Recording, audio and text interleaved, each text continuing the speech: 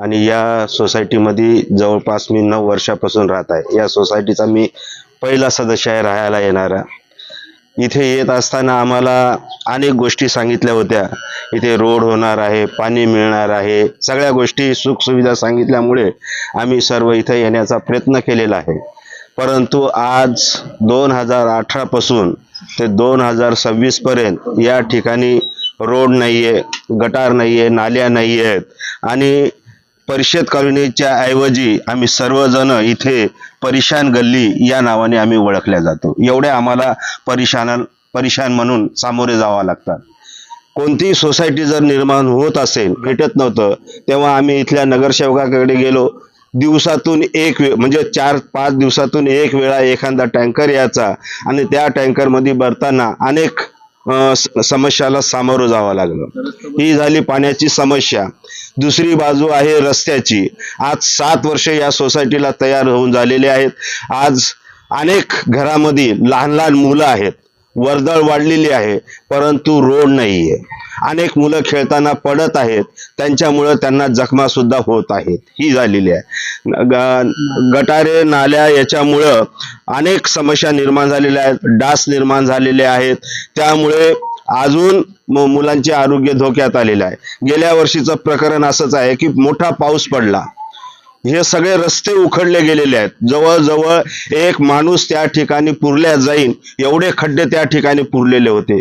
स्वतः आम्हालाच ते खड्डे बुजवावा या ठिकाणी लावलेला आहे। या जो मेन रोड आहे त्या मेन रोड पासून मधामध्ये येताना एक रोड लागतो, तो आम्हाला सुरुवातीला 15 फूटचा रोड आहे म्हणून सांगितला, परंतु तिथे एक प्लॉट मालक आहे, त्याचं मला नाव माहित नाही आहे, परंतु त्याने हा माझा मार्ग आहे म्हणून त्या ठिकाणी अडवणूक केल्यामुळे तो रोड छोटा झालेला आहे।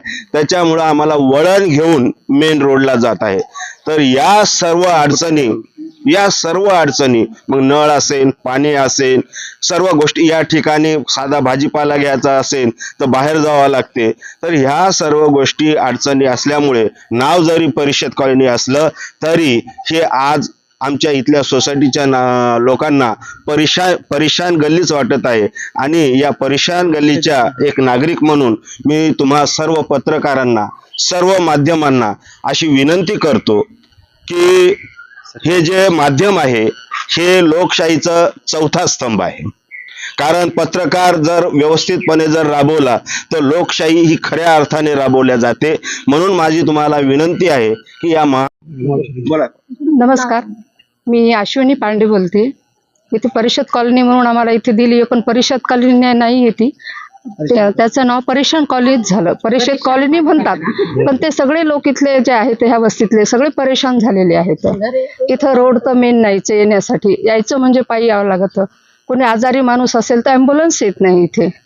इथे गाडी कुठली 4 व्हीलर आणायची असली तर येत नाही। नगरपालिकेचे लोक निवडणुकीच्या वेळेस येतात, संबंधित नगरसेवक निवडणुकीच्या वेळेस आपल्याला जे आश्वासन दिले ते आतापर्यंत किती आश्वासन तुम्हाला पूर्ण केले?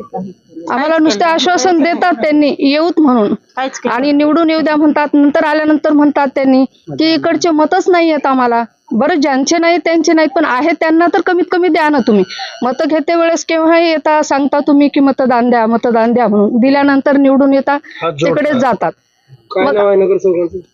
मोरे नाव आहे त्यांचं। तुम्हाला मतदान नाहीये म्हणून म्हणतात त्यांनी, म्हणून मग ते काम करायला हे होत ना, नुसतं येतो म्हणतात। मतदान कोण्या वार्डामध्ये आहे? 19 मध्येच आहे आमचं। 19 मध्ये नगरसेवक कोण आहे माहिती नाही का? मोरे, संजय मोरे नाव आहे त्यांचं। ते आहेत तिथे, पण त्यांनी आम्हाला कुठलीच सोय दिलेली नाही। इथे चंबर नाहीये, रोड नाहीये। आपली मागण्या पूर्ण होण्या गेल्या, आपली पुढची भूमिका काय राहणार? आम्ही आंदोलन करूत, मग पूर्ण सुविधा करून देतो, रोड करून देतो असं आम्हाला म्हणतात, पण कोणी इकडे फिरकत नाही, येत नाही। आमच्या मुलांच्या शाळेला जाते वेळेस परेशानी होते, एक ऑटो इकडे येत नाही। आम्हाला कितीतरी 1-1.5 किलोमीटर लांब नेऊन मुलांना तिथून गाडीमध्ये बसवावं लागतं। आमची खूप परेशानी होते। आम्हाला सुख सुविधा व्यवस्थित करून दिल्या पाहिजे। नाही, व्यवस्थित रस्ताच नाही। केलेला आहे, आमच्या गाड्या येत नाही, ऑटो येत नाही, त्यांचं नाव आम्ही माहित नाही आम्हाला। पण आम्हाला रस्ताच नाही. नगरसेवक येतात, आम्हाला इकडून बालाजी मंदिराकडून रोड करून देतो तुम्हाला. अतिक्रम केलं तर तुम्ही संबंधित महानगरपालिकेला जाऊन तक्रार केली नाही का तेव्हा? ते माझा प्लॉट आहे म्हणतात, ते हे म्हणजे व्यवस्थित रस्ताच नाही दिलेला आम्हाला. कॉलनी उभं केली तेव्हा तुम्हाला रस्ता तेव्हा आम्हाला सांगितलं ना की तुम्हाला हा रस्ता आहे म्हणून. रस्ता सांगितला त्यांनी, हा रस्ता तुमचा कायमस्वरूपी आहे म्हणले. आणि काही दिवसानंतर बालाजी मंदिर इकडून रस्ता करून देतो म्हणले तुम्हाला. पण अजून काय आम्हाला रस्ते करून दिले नाही. आमची आहे तेच परेशानी चालू आहे. आमच्या लेकरांचे शाळेसाठी खूप हाल होत आहेत. आणि सिलेंडर संपलं तर इकडं गाडीवाला येत नाही, आम्हाला ते रोडवरून उचलून आणावं लागतं.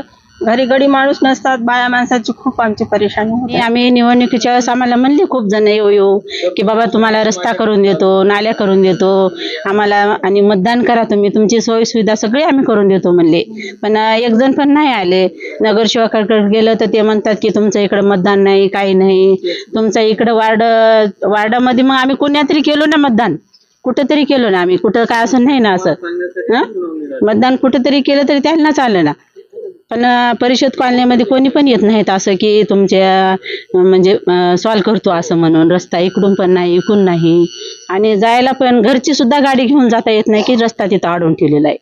मग जाणाऱ्याने लेकरं ऑटोला, शाळेला, असं म्हणजे ड्युटीला असे म्हातारे बाया अशा लेकरू घेऊन फिरू लागले तर पडले राहिले, त्यांची कोण जिम्मेदारी कोण घेणार? रस्त्याला कोणीच येत नाहीत बघायला. 4 वर्ष होऊन गेले. आत्ताचा नगरसेवक काय म्हणला? आता गेले ना बरेच जण आमच्या कॉलनीमधले सगळे गेलो, येतोच म्हणतात, करून देतो. आता हे येऊन आता निवडणूक होऊन पण 4 महिने व्हायलेत ना, पण कोणीच नाही आलं. मग आता जावं कुठं त्यांच्याकडे, नाही तर आता आपला रस्ता झाला नाही तर आपली पुढली भूमिका काय राहणार? आम्ही मोर्चा काढूया ना. मोर्चा काढूया त्यांच्या. आम्ही जाणारच होतो आता नगरसेवकाकडे. आम्ही सगळेजण आम्ही आता ह्या 1-2 दिवसामध्ये जाणार होतो की बाबा पावसाच्या अगोदर काहीतरी आम्हाला करून द्या. मग पावसाच्या नंतर का आम्ही रस्त्यानं काय पायी जावं का, गाड्या घरात ठेवून जावं का, हेच आमचं म्हणणं आहे. नमस्ते. रोड पण नाहीत, साधा रोडही चांगला नाही. रोडनं जाऊ लागले तर लेकरं गाडीहून पडायलेत, आम्ही पण पडायलो. रस्ताच नाही बरोबर. आणि हे यांना कंप्लेंट करू आम्ही खूप थकलो. हे माझ्या हातात आहे बघा कागद. हे आम्ही अर्ज करून आज 5-6 महिने का वर्ष व्हायले. नगरसेवक यायले चाललेत, करून देतो म्हणालेत, काहीच करून आलेत.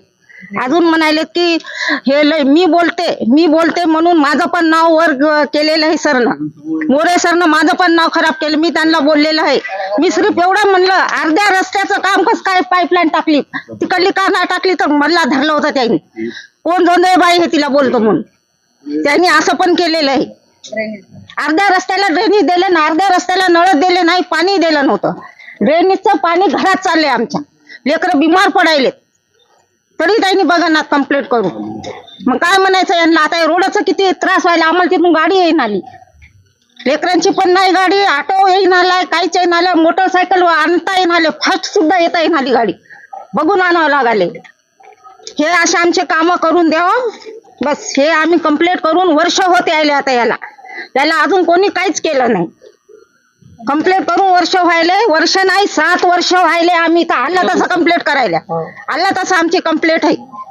पाण्याची होती इतके दिवस, पाणी आम्ही खूप लांबून पाणी आणलो, टँकरनं पाणी आम्हाला महिन्याला एकदा टँकर देऊ लागले, हप्त्याला टँकर नव्हता आम्हाला. एवढा त्रास सहन केला आम्ही. आलं तर हिंगा ड्रेनेजचा फोटो काढून घेऊ शकता तुम्ही.